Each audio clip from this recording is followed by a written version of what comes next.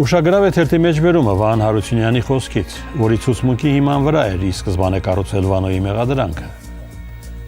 Վահան Հարությունյանը նույնիսկ կարեկցեց իր բախտակից Վանո Սիրադեղյանին։ Այս ամբողջ մեղքը բերեր փաթաթել են Վանոյի վզին, ակնարկելով ժամանակի մյուս իշխանավորներին։ Վազգեն Սարգսյանի եւ Կարեն Դեմիրճյանի միասնություն դաշինքը հաղթել էր ընտրություններում։ Վազգենի վարչապետ դառնալուց հետո նոր հնարավորություն էր ստեղծվել։ Վանոյի գործը կարող էր այլ ընթացք ստանալ։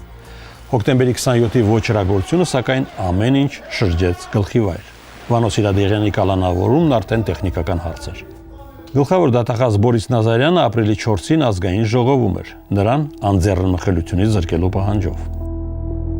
Երբ խորհրդարանը կրկին Վանոյին զրկում էր անձեռնմխելությունից, նա արդեն երկրում չէր։ Խոսակցություններ էին պտտում, որ այս անգամ Վանոն երկիրը լքել է ցամաքային ճանապարհով։ Ազգորաթերթը այսպիսի վերնագրերով հոդվածներ է հրապարակել։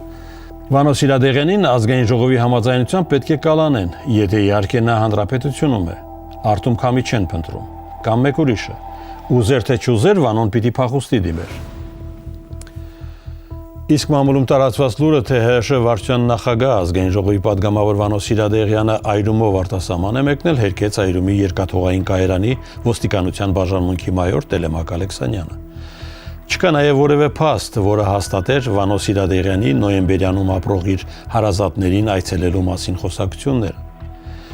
Վանոյի գտնվելու վայրի մասին այդպես էլ որևէ տեղեկություն չստացվեց, սակայն պարտադրված տարագրության ժամանակ Ավետիս Հարությունյան կեղծանվամբ լույս էր տեսնում նրա գյադաների ժամանակը հայտնի հոդվածաշարը։ 21 տարի քաղաքական վտարանդիության փաստացի աքսորի մեջ գտնվելուց հետո ընտանիքը հայտնեց, որ 2021 թվականի նոյեմբերի 15-ին Վանո Սիրադեղյանը 75 տարեկան հասակում կնքել է մահկանացուն։ Սիրադեղյանի աճյունը տեղափոխվեց Հայաստան եւ ամփոփվեց իր հայրենի գյուղում, Կոթիում։ Նրանք ովքեր մինչև հիմա գողացել են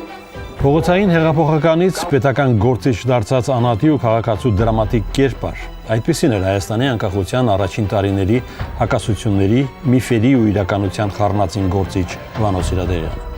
Անկախության պաշտպանից մինչև սպանության մեղադրանքով հետախուզվող արտաքսյալ։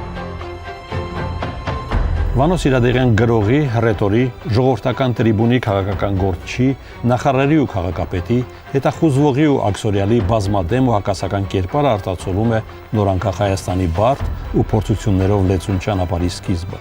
խորհրդային հանրապետությունից դեպի անկախ պետություն։